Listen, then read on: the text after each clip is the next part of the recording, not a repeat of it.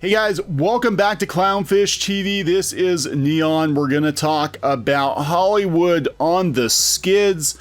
Hollywood shutdown headed into a new phase as overall deal terminations start to trickle in. This should not surprise anyone. Hollywood was holding out, hoping that this coronavirus thing would blow over in a couple of weeks, and it looks like we're in for the long haul, and it looks like force majeure is going to come into play. That is when they pull the plug on contracts, on deals. That means that even if someone has penned a deal, the studio may choose to pull the plug on a production, whether it's a movie or a TV show or whatever, but we're going to see more and more of this in Hollywood. So even if a TV show has been announced, a movie has been announced, that does not mean that we are actually going to see that thing. It doesn't. It means that, you know, it was barring an act of God, which you could call this thing an act of God. Barring an act of God, they're going to move forward. But, you know, here it is. Here it is, guys. So before we get into the video, please subscribe for more pop culture news, views, and rants. We're over 100,000 subs. We appreciate the support. We're going to try to keep you updated on what's going on in entertainment. We do give a lot of opinions. We're not strictly a news source. Everybody's like, oh, you've got too many opinions. We're primarily opinions on entertainment news. That's what we do here. So if you don't like opinions, don't subscribe. But if you do, we'd love to have you. Okay, so deadline. Hollywood shutdown headed into new phase as overall deal terminations start to trickle in. We're in week 6 of the mass Hollywood production shutdown over the coronavirus pandemic. There's been little movement on the surface during the past couple of weeks since the first major TV and film company, Disney, announced pay cuts and furloughs. A lot of them. A lot of them. We've been covering that. This thing has affected Disney more than I think any other studio because they don't really have a backup. Everything they do depends on large crowds of people. Theme parks are shut down. Movie theaters are shut down. Everything is shut down. Sports are shut down, so what are they going to do? They can't even get money out of ESPN. There have been isolated moves. Viacom, CBS last week let go of contract workers. Indie production companies such as Blumhouse and Annapurna laid off a handful of executives, while Disney's Marvel terminated a pair of overall deals. Yeah, that would be showrunner deals with the guy from The Punisher and Hellstrom. It got canceled. They pulled the deal. They cited force majeure, which is, again, the ability of the studio has to pull the plug on something. Basically, as long as everything goes according to Hoyle, we're going to produce this thing. But if there is a major event such as the coronavirus, guess what? We're going to cancel it. We're going to cancel it. You might see a lot of announced projects get canceled in the coming weeks and months. The longer this stretches out, the more likely that is. Some of this will be studios cutting short overall packs that were going to be allowed to lapse at the end of the term. That was the case with the guys who were working for Marvel. There are currently no overall packs that are being suspended or terminated at other Disney TV units that we know of. Most notable, the company's biggest TV production entity, Disney Television Studios. As we approach a traditional 8-week mark, we likely will see the force majeure clause invoked in a slew of deal terminations all over town. This is just the beginning. Guys, this isn't about productions being paused. This is about Hollywood potentially being canceled, even for productions that have a signed agreement. Okay? That's really, really bad because this means that everything's up in the air. The writer's strike led to an overall deal bloodbath with studios terminating packs en masse. It took years for the overall deal market to return to pre-strike levels of volume and prices, with the financial hit on Hollywood from COVID-19 pandemic looking a lot bigger than the impact of a writer's strike. Hell yeah, we will see if the overall deal cut will be a lot deeper.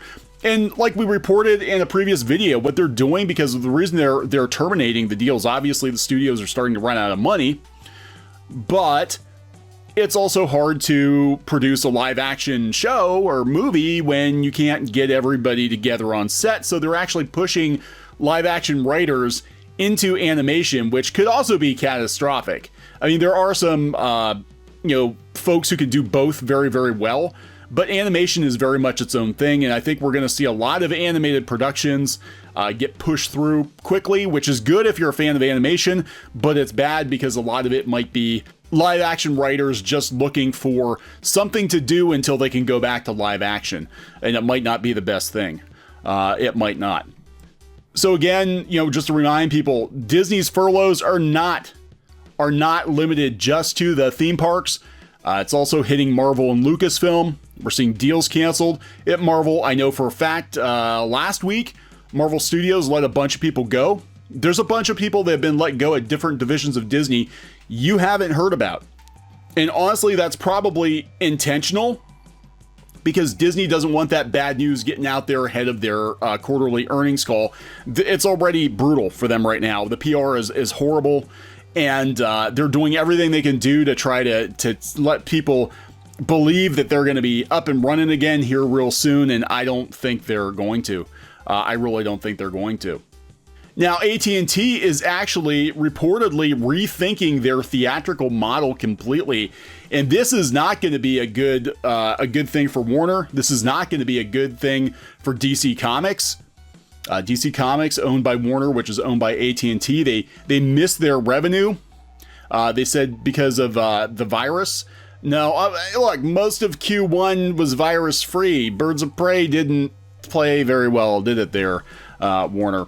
So the revenue came at $42.8 billion, which was below the consensus view. They're looking for 44.2. So a couple billion short. And the year-ago quarter revenue was 44.8. Now they do have HBO Max coming out. That'll probably pick up some money. Wireless is a bright spot. Again, this is the thing. This is where Warner Brothers and Warner Media and Comcast have a huge advantage over companies like Disney, because Disney, again, everything depends on people getting together. AT&T owns Warner Media. Comcast owns Universal. People are still paying their phone bills. People are still paying their internet. Of course, now they're probably using it more than ever because of quarantine. So they're still doing okay. Disney does not have a backup. They do not have a plan B. Wow, and they've got an earthquake. They had an earthquake today. That sucks. So Warner Media revenue declined 12%. March Madness, of course, did not happen. They said that HBO Max holds up the best bet of any Warner Media unit. And HBO is actually holding up. I think HBO Max is actually going to be a pretty big hit. I do. But they said the path through 2020 remains uncertain, and it has withdrawn official financial guidance, but it emphasized having ample liquidity to continue funding operations. Even before the virus, AT&T has faced scrutiny over its high leverage as it works to digest the $81 billion acquisition of Time Warner in 2018. We're able to continue investing in critical growth areas like 5G, broadband, and HBO Max while maintaining our dividend commitment and paying down debt. Randall Stevenson says they got to pay down their debts. And because of that, they are rethinking the theatrical model. John Stankey doesn't expect the snapback to recovery by exhibitors. We said that before. We've been following AMC. They're not in very good shape. They're on the verge of bankruptcy. They did get a cash infusion. I don't know if it's going to help. I mean, if this thing goes on for 6 months, 9 months, a year, okay, where movie theaters can't be open, it's over at that point. I mean, they'll come back in some capacity, but never like they were before.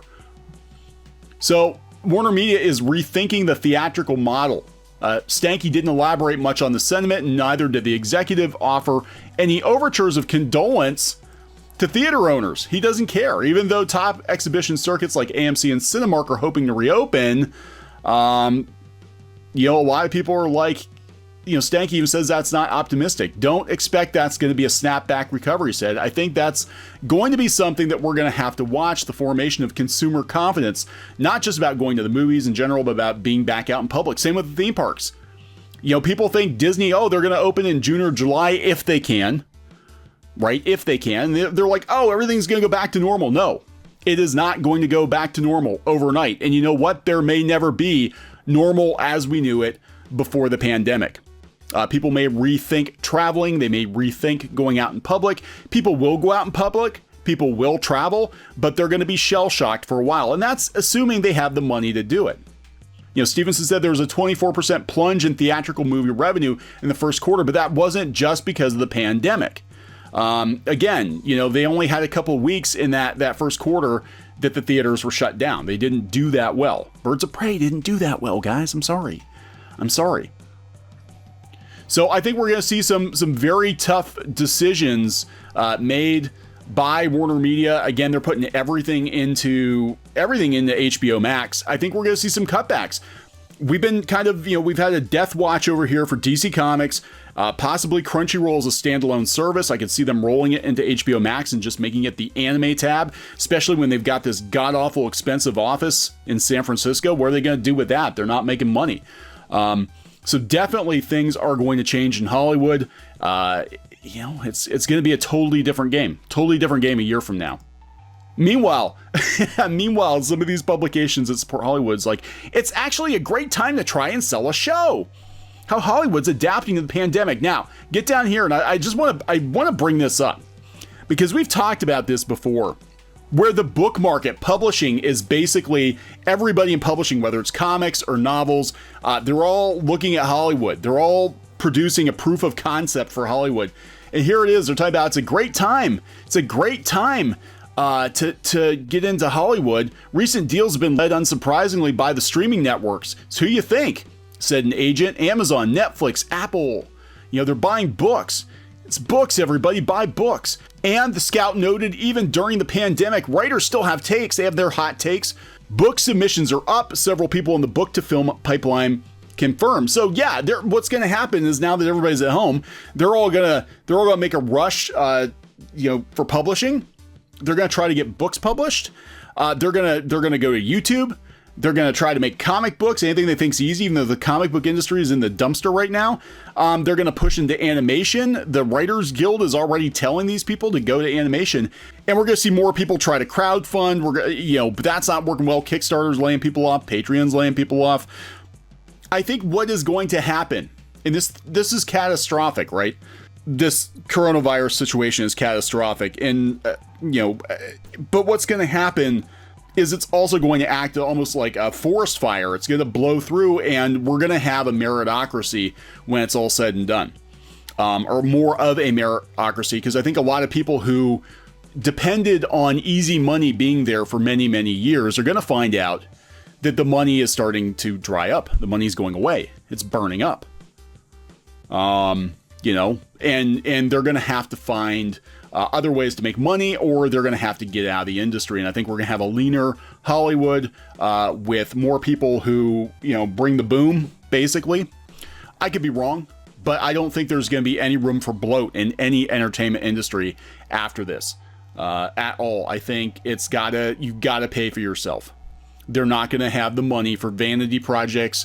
They're not going to be able to throw money at people because it's trendy, knowing that they're not going to make their money back. There will be no more pet projects. Will this movie play well? Will it make money? Will the books sell? Will the comic books sell? Are people going to watch this cartoon and buy merchandise? And if they're not, you're not going to get another chance because the free ride is over. It is absolutely over. And a lot of people working in Hollywood, working in publishing, they've depended on that free ride for years, because there was so much extra money that studios could take chances, publishers could take chances, and they're not going to be able to anymore. And including deals that have already been signed, they can just pull the plug on that. So I'm going to wrap this one up. Please subscribe for more pop culture, news, views, and rants. We'll keep tabs on Hollywood, obviously. And we'll talk to you guys later. Hey guys, thanks for watching Clownfish TV. Please consider supporting the channel. Go to clownfishsupport.com. That's clownfishsupport.com.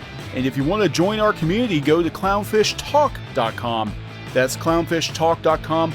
Please subscribe, ring the bell for notifications. We will talk to you next time.